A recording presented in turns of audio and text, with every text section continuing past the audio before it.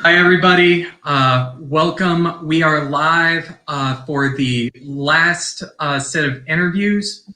It is extremely special. We actually have someone from the very first interview, Sarah Morrison here, and the last interview with Matt Kund, and a very super special surprise.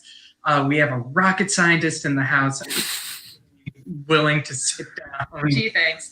All the time. That was pretty much in our vows. I get to embarrass her every time. So my name's Jack. This is Sherry. We have Sarah and Matt. And honestly, this is us just having a extremely fun time being able to just talk about the Great Commandment. As we stand, we have we just passed 13 hours to go through the campaign, and as Sarah and I were talking before this started, actually in like the last half hour, 3 more backers have jumped on. Nice.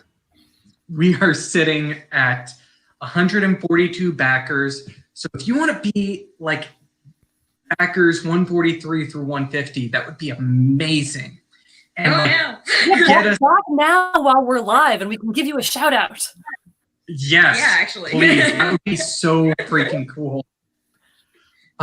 And we're also $79 away from $6,000. We were hoping for 5. We will totally take 6. Are you sure? Yes. Cover those Kickstarter fees. Oh my God, the Kickstarter fees. Matt, how many Kickstarters have you done where you were like, I forgot that this was this high? Well, yeah, so the 4th one in, I finally got smart enough to try to budget for the Kickstarter fees. We'll see what happens when I'm waiting on funds to come right now, but we'll hopefully, fingers crossed, I did enough math beforehand, so we'll see. I've heard so many nightmares about how difficult it is to run a Kickstarter and make sure that you compensate for all of the things that you didn't think might happen, or all of the different fees. And yeah, I'm glad that I'm not the one doing this. Thanks, Jack. You just have a zillion different backup plans that can all be recombined in different ways. Yep. So Matt remembers this for Why Faith. I get to tell this story. We were setting up everything for the Why Faith campaign. I think we were even it was either a month before or it was in the middle of the campaign where we realized that the printer we were going to be using was folding, completely folded.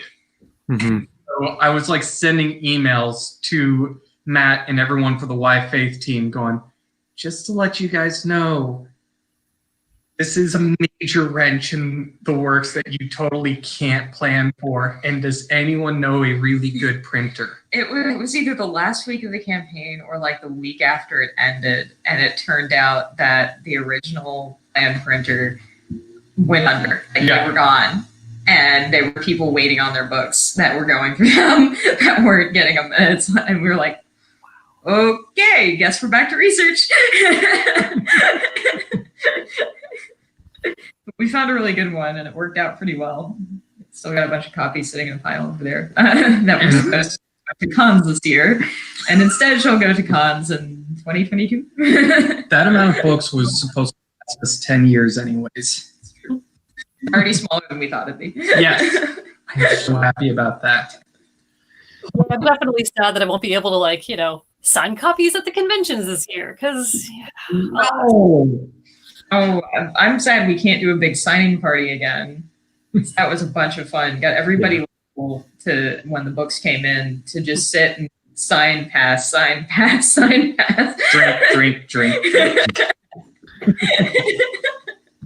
That's the way to do it. Oh yeah. Great. Oh, I had a bunch of. I was shoving a bunch straight into envelopes for Kickstarter rewards. It was just a big packing party.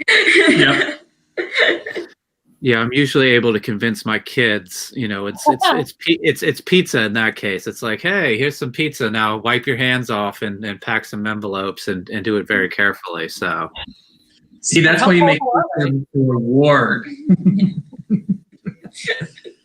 Oh, and Sarah, can you tell us a little bit about the artwork behind you? You're right. I am sitting in front of artwork because that's basically all I know how to do if I'm being interviewed is make sure that there's artwork behind me. I did these in '09, apparently. And they have no one snatched them up yet. But no, well, I sell prints, but I haven't really put these up anywhere for sale because they're hanging up in my house. You love But yeah, hit me up. It's actually I don't even know how well you can see them, but let's see if Here I can put you. Let's see if I can do this right. Not me. There we go. Very nice. So we've got dragons. Oh wow! It's like baby dragons. And more dragons.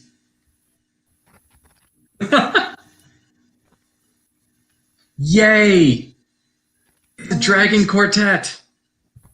So cute.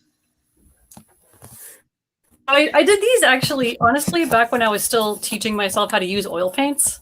And at this point, I've never gone back to acrylics because oils are the best. Those are hung really well. Every time I try to put a picture up, I'm like, it's not spaced perfectly, but you have like they're perfectly like horizontal, spaced out just right. You did an amazing job. Thank you. I do a lot of preliminary measuring before I nail holes in the wall. Yeah, There's a lot of you're making us pay attention to the artwork that's in this room, and I'm like, not perfect, but they're not next to each other, so you can't tell. It's my fault. So if you have mismatched artwork, it doesn't matter if they're mismatched hung. It's when they're matching, you have to be careful about them. that's true. It is definitely a mismatched set, but actually these pretty much describe our sets of in the relationship. Like the first real date/weekend away. Our first like trip, and the place where I decided to skip because it was too romantic to propose to you. I got him like this Washington hotel when we were staying there, and it was I actually got it before we were staying there. It was we were passing through a small town we love, and there was an art fair, and I got this thing for him for our anniversary, which was the day after we stayed in the Mount Washington Hotel after we got back home. And of course, that's the day he proposed. Not at the Mount Washington Hotel. 3 days. Yeah, 3 days later. And then we also have the ketubah, which is our vows, basically. I keep needing to make one of those. I never actually made one. Oh God, they're fun to play with. I actually. This was space and forests. I actually had fun doing some graphic design background for the background for ours, and it's really easy once you've got the artwork behind it. Getting a template for the overlay is really easy, and then you just make sure that whoever's filling in the template knows both languages. So I am going to say, if you have questions, if you're watching this, this is a very relaxed interview. It's not really even an interview. It's a chance for all of us to talk about the Great Commandment, talk about our own works, and sneak preview for everything else going on for us. And show you what's on the walls. Yeah! So the things that I know that are going on for Matt is he has you're getting ready to get the funds for Dino Thrashers, which is correct. Then you're going to try and just zoom everything out as quickly as possible. Yeah, we're hoping for about a 60-day turnaround.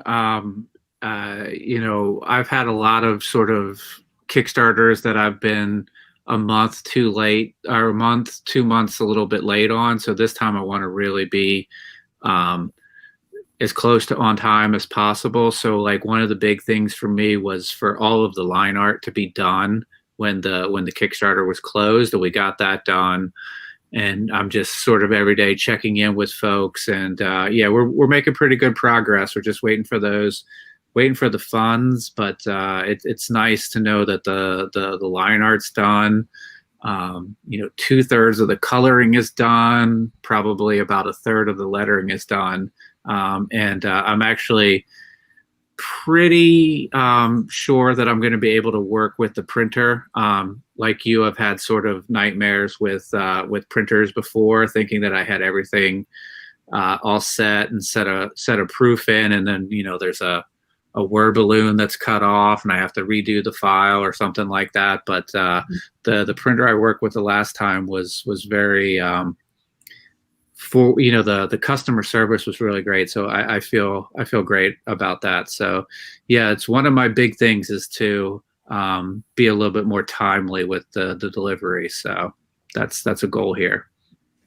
Excellent. We do have someone saying hello, and luckily I have access to Facebook at the exact same time, so I know that's Final Aperitif artist Patrick Iverson Searer, who could totally jump on unless he's got child duties, and we don't want to be just imposing everything for him. But say thank you, Patrick, and thank you to Patrick's extended family. They were so awesome. Very cool. He is getting the computer going. So Sarah, for your story, did you I didn't get to see your interview. Did you do the writing and the art or the art? How did that work? Yeah, I did the art, and my friend Story wrote the story. Very cool. Yes. And do you when you do comic art, are you doing sort of traditional sort of pen to paper and painting and stuff like that, or is it a mix of digital? Yeah. No, I do some digital. I'm mostly a painter, and I tried my hand at comics back in college, and I found that it didn't really work out. I wasn't very good at it, so yeah, it's fine. I didn't watch your interview either. Are you both the writer and the artist, or one or the other? I am mostly a writer. I have some illusions that I can draw, but I'm still working on that right now. So, hey, Matt and I get to watch Russell Nolte right now do a quick starter for his first ever writer artist. His first artist drawn. He was the artist for this Kickstarter. I don't think he's done a campaign for anything he's drawn before, and for good reason. Yeah, for good reason. So it's everyone getting all excited to see these comic strips that Russell Nolte, writer, self-proclaimed terrible artist, tried to draw. I want to see. I've seen. I had some friends invite me to participate in the 24-hour comic challenge some years ago, and my first instinct was like, no, I don't really do comics. There's no reason for me to try this. And then I was like, you know what, this will be fun. And I went and I hung out with a bunch of friends at a friend's studio, and my goal, instead of trying to write a comic, was to try to write a 24-page wordless storybook, so that each page is a single illustration, so I don't have to try to figure out comic panels. And that worked out. That was fun.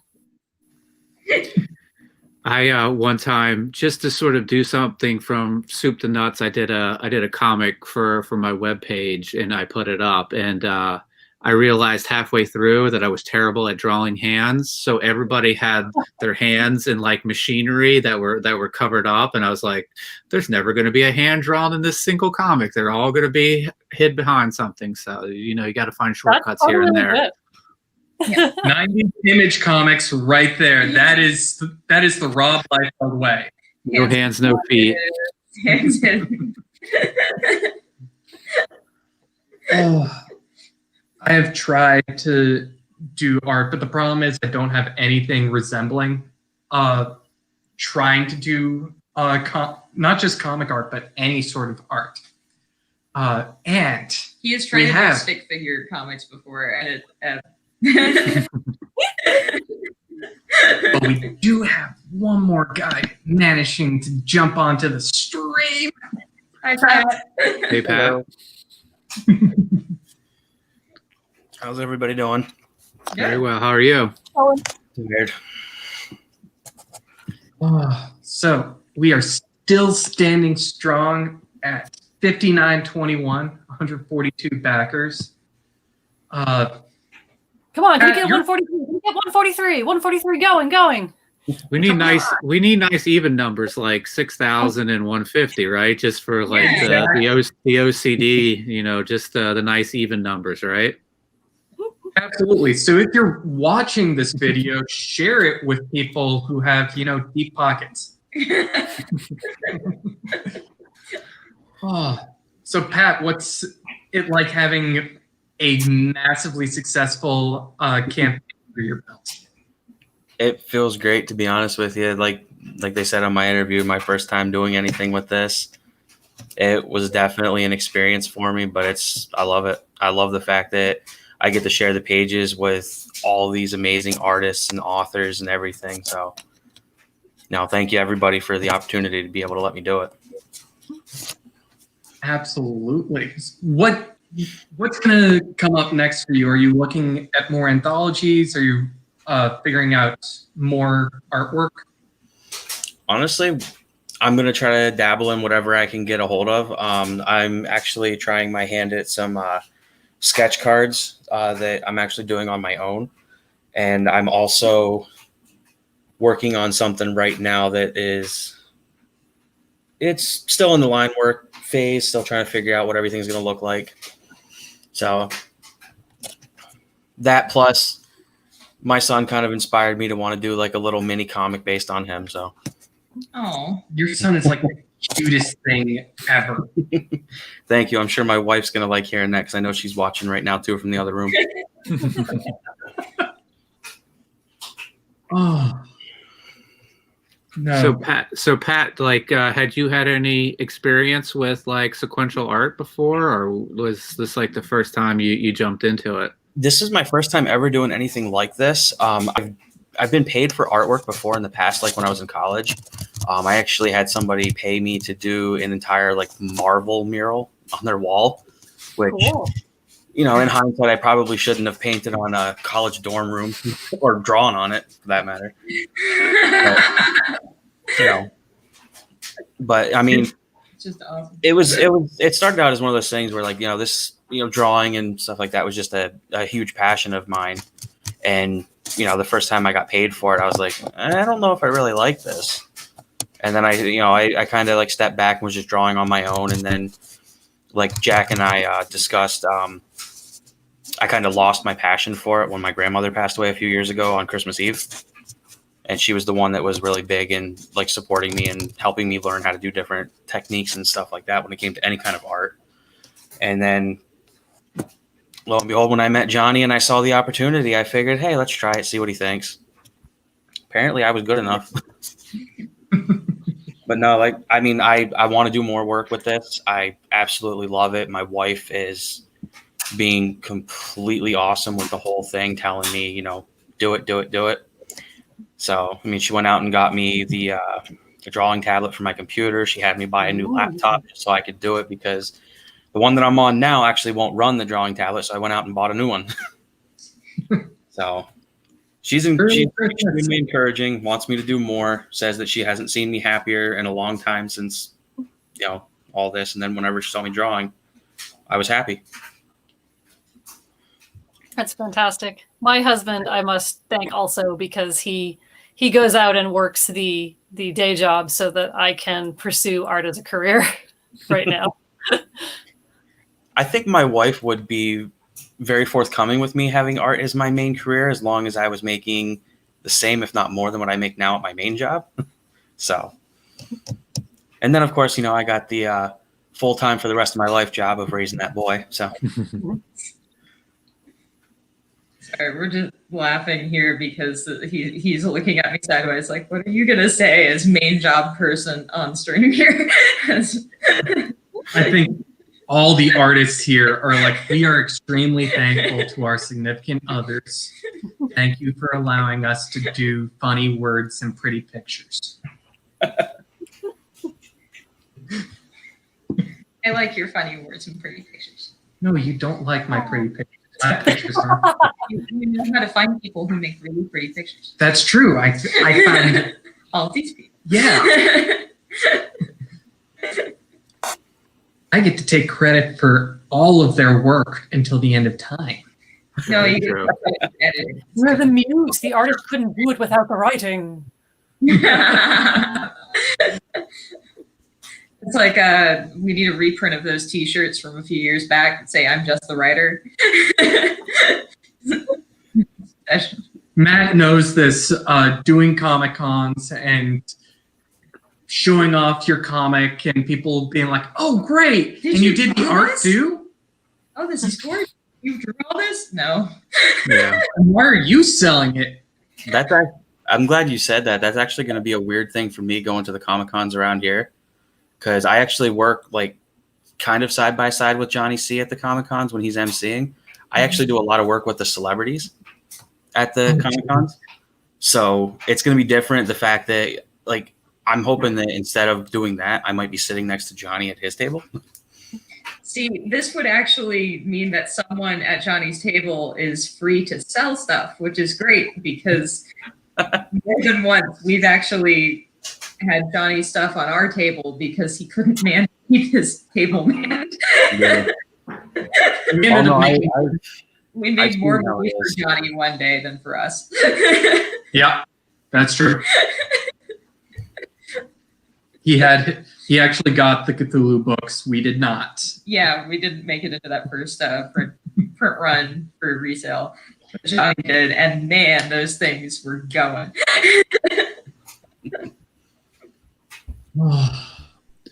Yeah, I think the best con I had ever is when I sat next to the guy I make most of my comics with, Noah. We were able to do a sort of like a team. I'm like, hey, I wrote this, and they're like, and then they would flip to it, and then they would like, hey, you drew all this stuff, and I'm like, yeah, Noah, take over now. So that works out really well. When it's viable, conning with at least one more person is pretty much essential. I pretty much never do a convention without Sherry, and the one time I did, she pretty much ensured that I had enough people around me.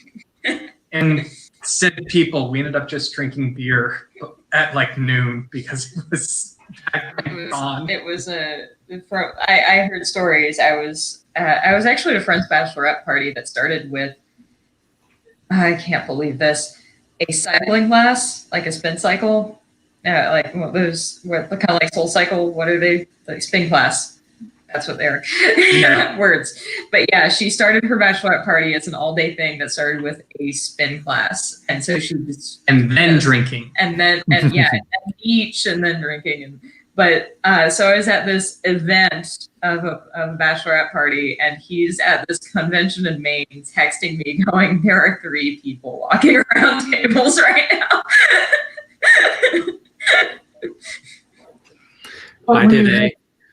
I did a show one time at a brewery outside of Baltimore, and it was like 100-degree day, and the power went out, and we're all sitting there, and they have enough backup energy to sort of run the cash registers and keep the Beer cold. big vats of beer cold, and it's like 100 degrees, and these girls walk in, and they're on their bachelorette party, and there's like, the whole party going down. They're like, what are you guys doing over here in the corner? And I'm like, we're selling comic books. Do you want to come check this out? They're like, no, we do not. And I'm like, okay. Oh. Lame.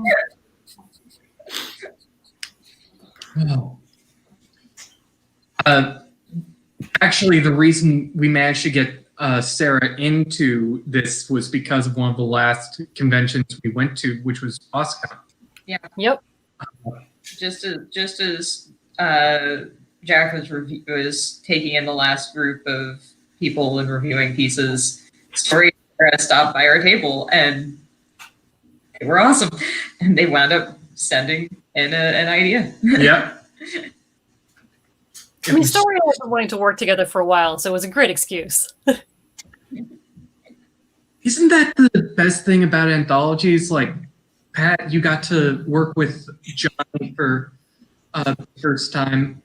Matt, you got to collaborate with a writer for the first time for this with Tablet.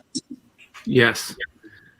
Yeah, there's actually a couple of first times. Ertan, the guy who drew our book, normally does a lot of coloring work for me, and he was like, I want to take the step of, doing line art. So it came through, and I was like, hey, I have this opportunity, and if you want to do that, I'd like you to, do the art and the coloring on it. And since then, he's sort of been enthused to do more artwork since then. So that's pretty cool. Cool. Awesome.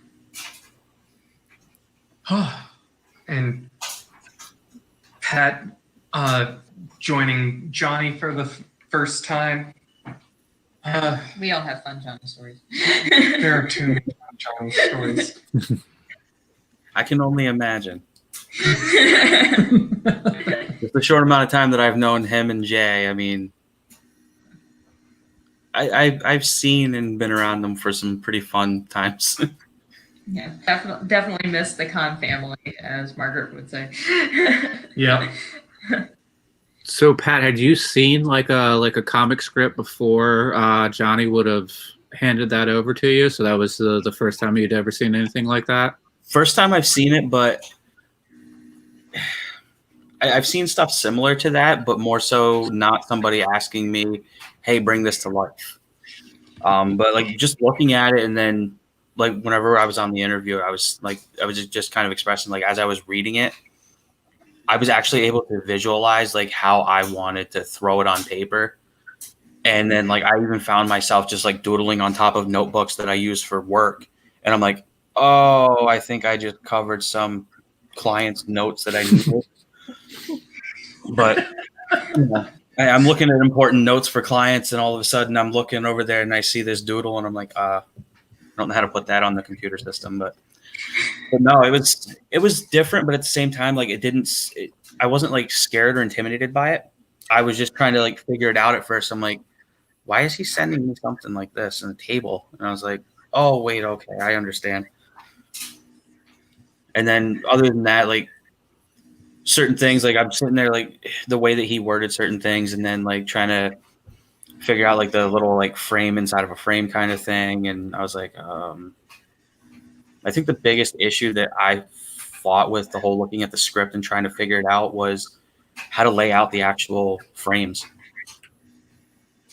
So I tried to find the best way to do some framework, and I played with that for a long time, and then just kind of threw down little like stick figure type sketches and like quick little things, almost like those artists that you see where they just like throw paint at the wall. Kind of that's like the best way that I can really describe it. It was just like, hey, this looks cool right here. Is this? Did you share like different stages with him? Did you, like when you had the layouts, do you like, hey, is this close to what you imagined? And then he was like, yeah, this is on target. Keep going. How did that work? Yeah, no, I actually that was actually one thing that he said, that he was really glad that working with me, because the communication was completely on point. I mean, anytime I had a question, I would either message him on Facebook.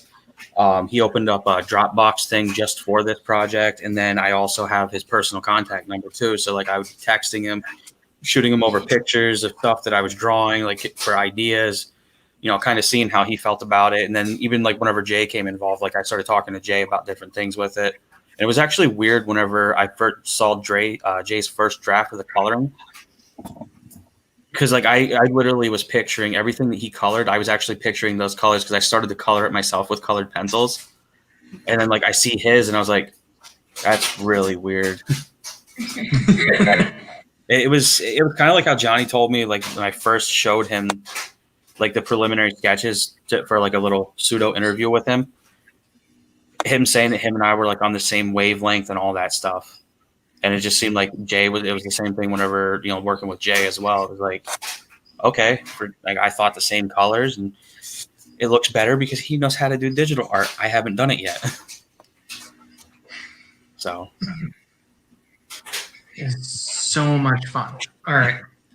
I'm going to ask this and fearing the response.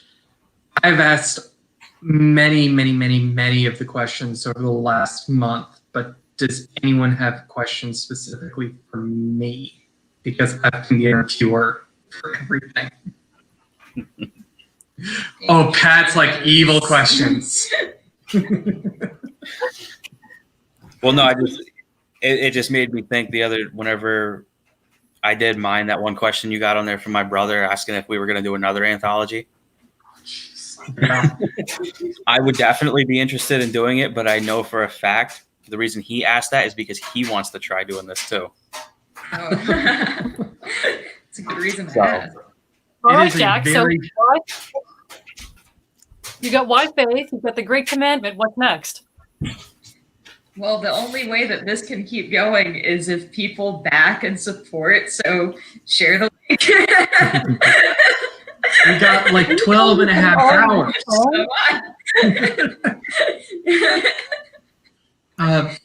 So I've told this story before, and Matt knows this, was a part of it. Why Faith came about because I was finishing up a master's in theology from Boston University in the massively financially stable track of church and the arts. The number of friends who hear church and the arts, so you hate money. Yeah, but I married a rocket scientist. You've got good taste. So I wanted to do more with church and the arts, and I had actually done a few conventions already with no comics. I was the prose fantasy guy who dressed in a collared shirt all the Or time a sweater. and a sweater, showing up bright-eyed, bushy-tailed, and then you'd have Johnny C going, "The hell are you doing?" But I wanted to. Sorry. It's my dryer for some reason. It plays like this weird little thing in the end. I want to turn it off. I mean, I'm pretty tech savvy, but I can't figure that one out. No problem. I was like, is that going on in the house? It sounded like Sorry about that. I'm like, we don't have anything that does that. So, Boston University, I gave a proposal for pretty much the ideas for Why Faith. We're going to do an interfaith comics anthology, and we're going to ask these people, and with your contacts and with BU's backing, no way people are going to want to turn this down. We can even make this like a school-wide project. It's going to be amazing. And they were like, that is so great for you to do on your own time. He wanted to make it an honest to God, like Final project. Like final project. And yeah, it was that's nice. But it was silly me. I was taking a class called Gender and Religion in the graphic novel. With an awesome professor. Yep.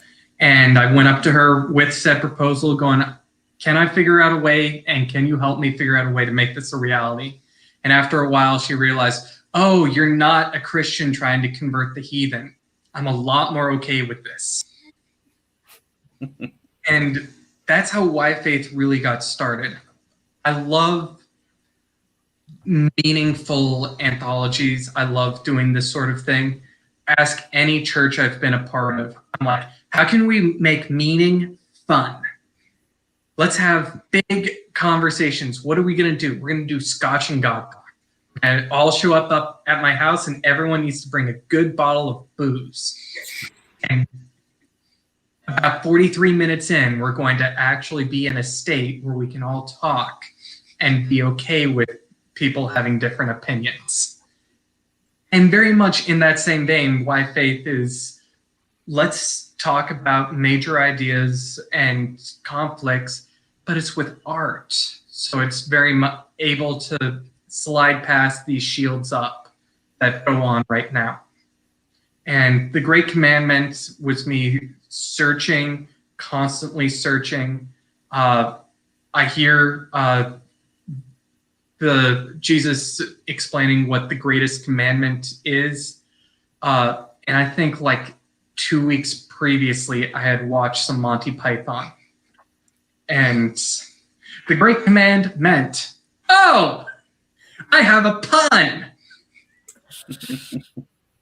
That is very Monty Python. I'm trying to figure out if I thought about that when I first saw the.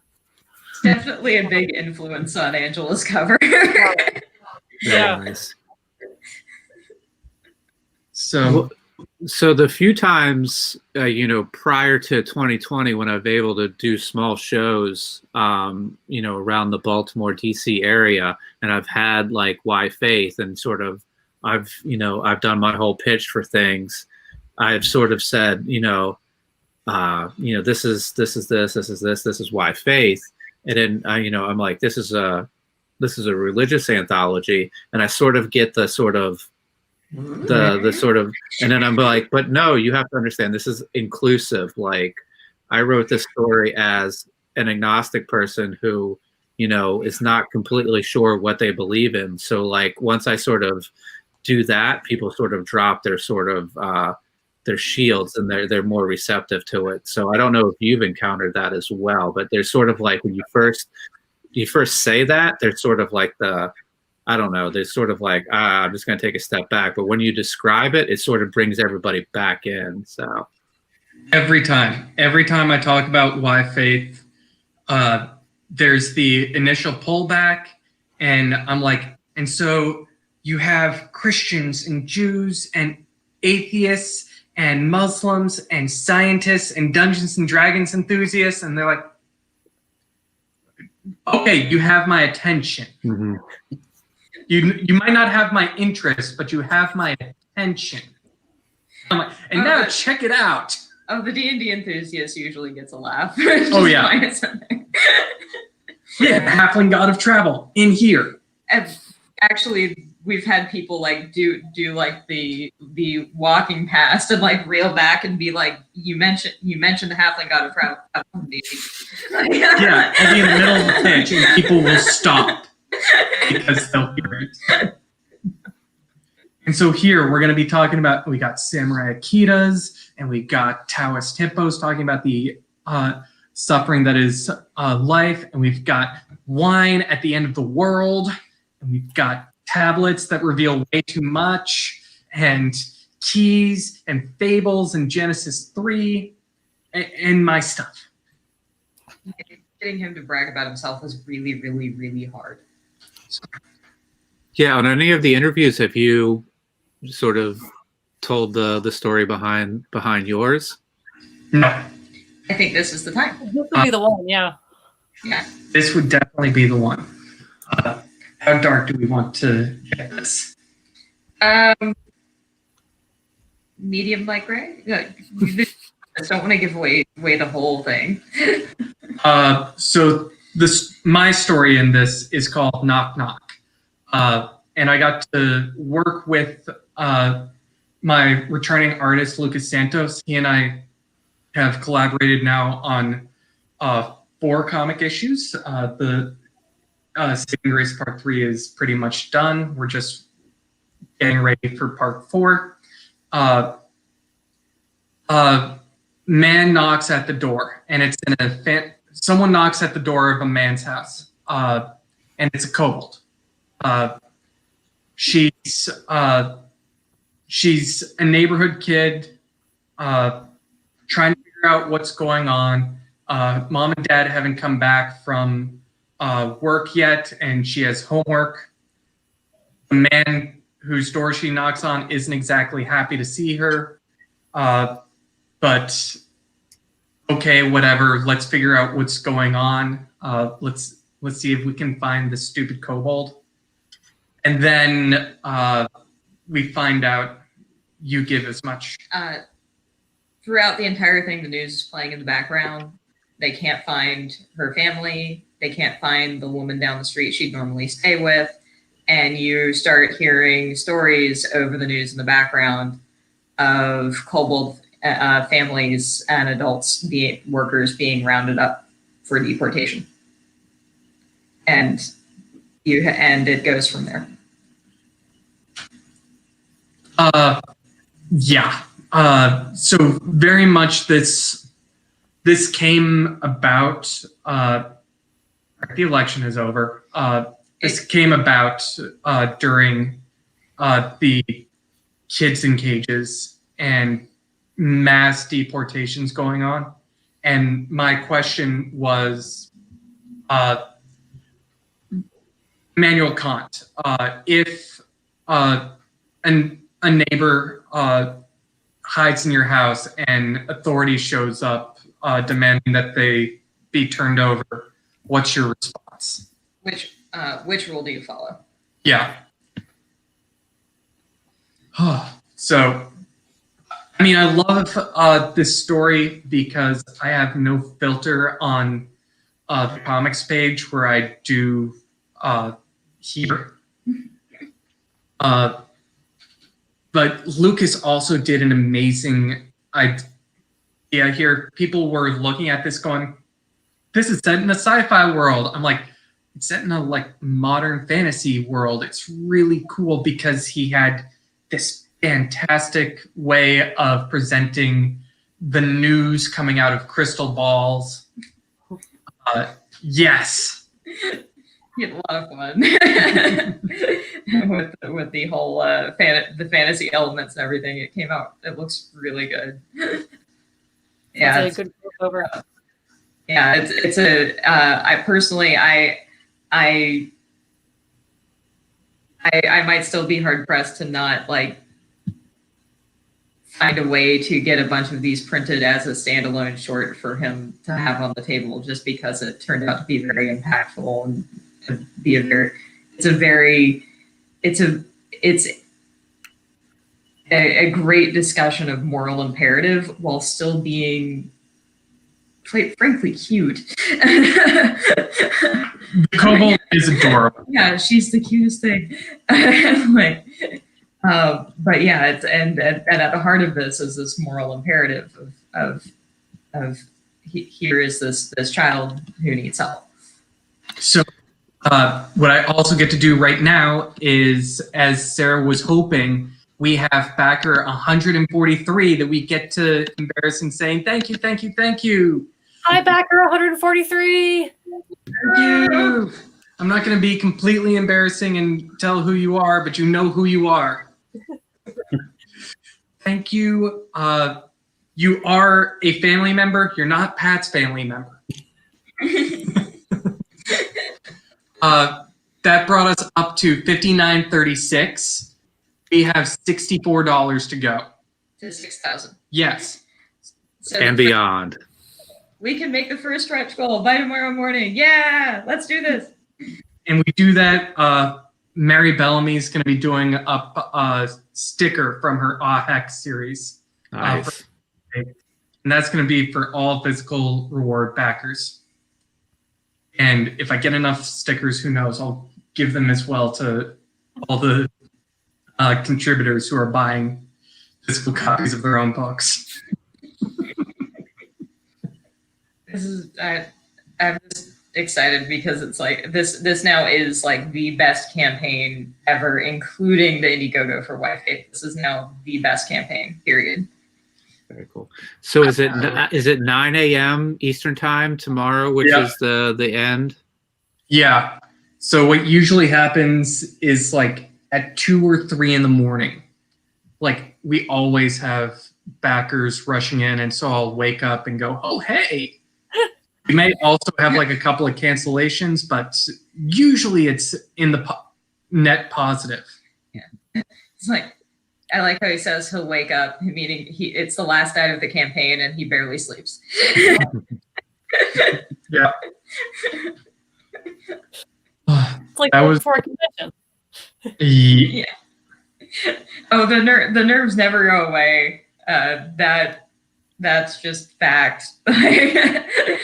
But it's quite the crazy ride because you have this especially again, be grateful to your spouses, anyone doing a Kickstarter, because I kind of have to mentally gear myself up for, okay, this is what's going to happen, because there's this cycle that everybody goes through of like getting really excited for it and then being insanely nervous and then having it creep toward the goal line. and as you get through that, there's always a lull in the middle, and that lull is just like, it's like trying to stay positive during that lull is like one of the hardest things in the world. And I know that he's going to be struggling, going, we can do this. I know we can do this, and it's fine, but I can't stop thinking about it. And it's just like all consuming. So here's the weird and wonderful thing about Great Commandment that also helped me a lot. I have had a ton.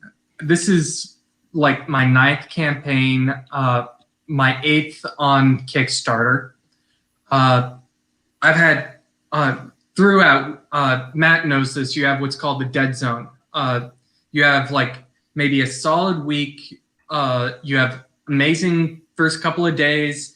Then it starts to peter off, but people are still backing. And then after the first week, you have like 2-week to even 3-week span of no one's backing. And then the last 5 days, everyone remembers. Mm-hmm. Great Commandment. We had a weird dead zone. We only had 3 days spaced out where we didn't have any backers. That has never happened to me. That is really, really cool. That is quite a statistic. And I think what happened that helped a lot was, in fact, these interviews. The fact that people could get excited for seeing all of you. And you guys were like, oh, and we're doing this on this day, and this is when you should totally show up. Basically giving a chance to tell everybody throughout the entire campaign about how cool the entire project is and what everybody's stories are, kind of kept the momentum going in a way that is different from a lot of other campaigns. So it was really hard.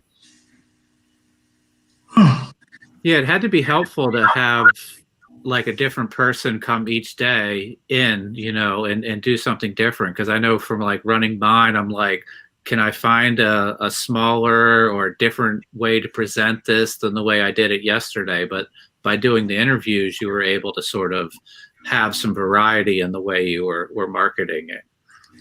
Absolutely. Thanks for putting this fantastic together, this fantastic book, Jack. Johnny, get on.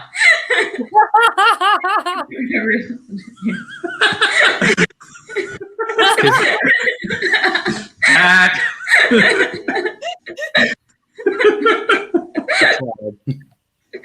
Nice job, Pat. And going off what you were saying, Matt, absolutely. I have tried doing solo interviews where it was literally just me talking up at the end of the night. If you are a solo creator and you're the one person running the Kickstarter and doing everything, take my advice, don't do it. Don't do it if you're an introvert. Don't do the solo style because you're going to feel awkward.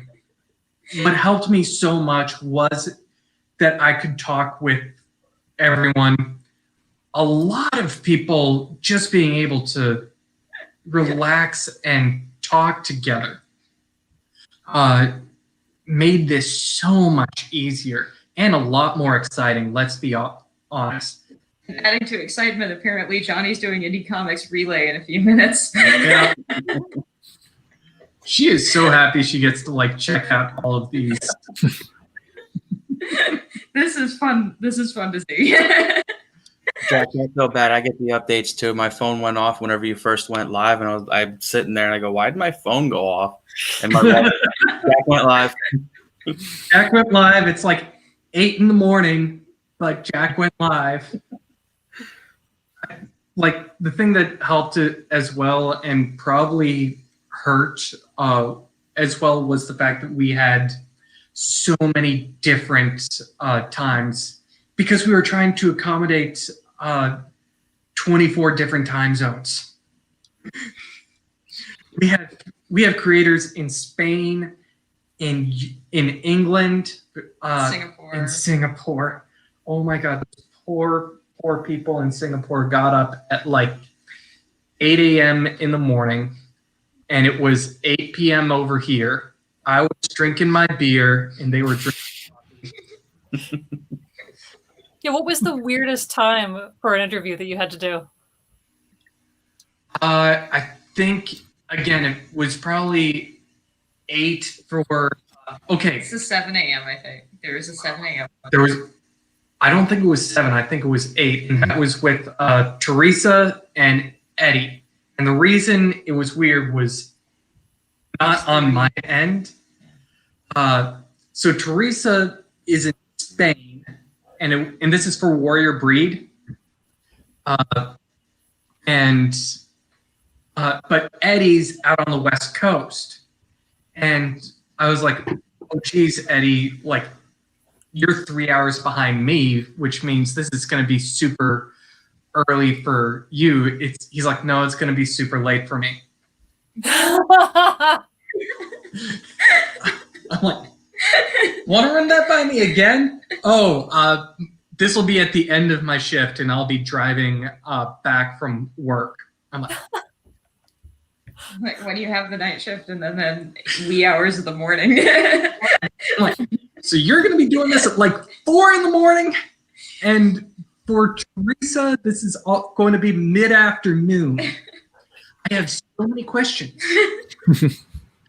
How are you guys able to run this going on? And they got to talk. And were you on different days? That was Singapore. That was Okay. Singapore days, yeah. I'm like, greetings to the future. And they had a blast. KJ, Pavith, and Colette were so great. The thing that really impresses me every time are the people who are like, "I'm sorry, my English isn't as great." I'm like, "Your English is amazing. I am not going to try, and if I even try to name what the Singapore language is, I'm going to come off really badly." Yeah, I can't speak other languages. I was talking yesterday in BJ's, and I was talking with a woman. She was like in marketing rep. This was the one for solar panels. Yeah. And she was like, "I'm sorry, French is my first language." She was saying, "Okay, holter," and I'm like, "No, as in candlestick holder. That is my go-to." She's like, "Oh, you can see my. I speak French. My English isn't as good." I'm like, "Not as bad as my French is." That's true. His little brother asked him for help with French homework, and he was just like, "You don't want mine." No. You want someone who did better than a C in French. So once again, to all of our international writers and artists, thank you for dealing with the American white boy. All of you, your English is better than any of us trying to speak your language.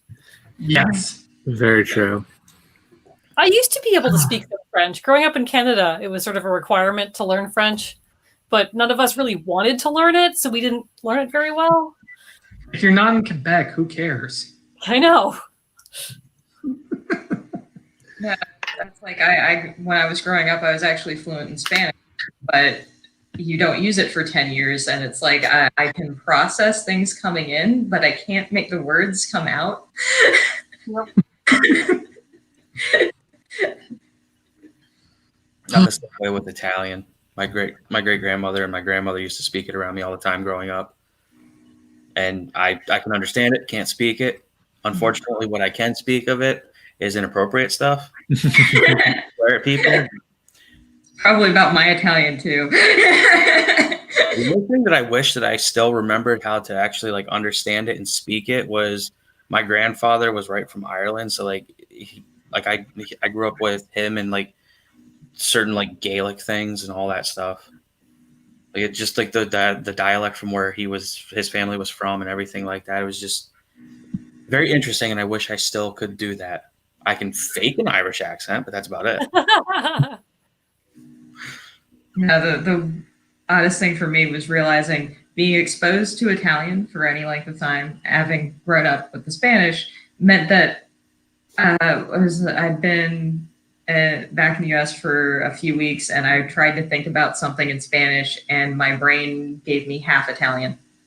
Yep. And I'm muddled forever.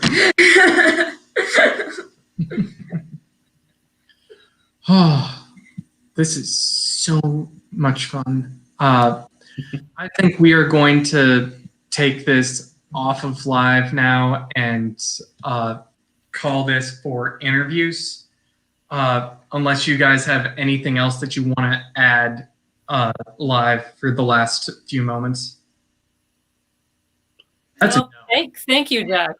Yeah, I'll echo that. Thanks, Jack, for getting this started, putting everything together, and seeing it through. It's been a lot of fun. absolutely. Agreed. Also, any of my family that was or is still watching, if you haven't backed it, back it. I've told all of you. Yeah, make sure this is your first Christmas gift. This isn't Christmas gift; it's your first. I know. So, if you haven't yet, please check out It's the Great Commandment. We have just over 12 hours to go. We're probably going to get a wonderful shout out from Johnny on Comics Relay. Cool. But Hey, maybe we can break the 6. that's what I'm hoping. But from everyone here from all over the East Coast, thank you all so much for joining with us for a solid month's worth of interviews and shenanigans on StreamYard. Thank you all. Have a wonderful rest of your evening. Back early, back often, and good night. All right. Bye.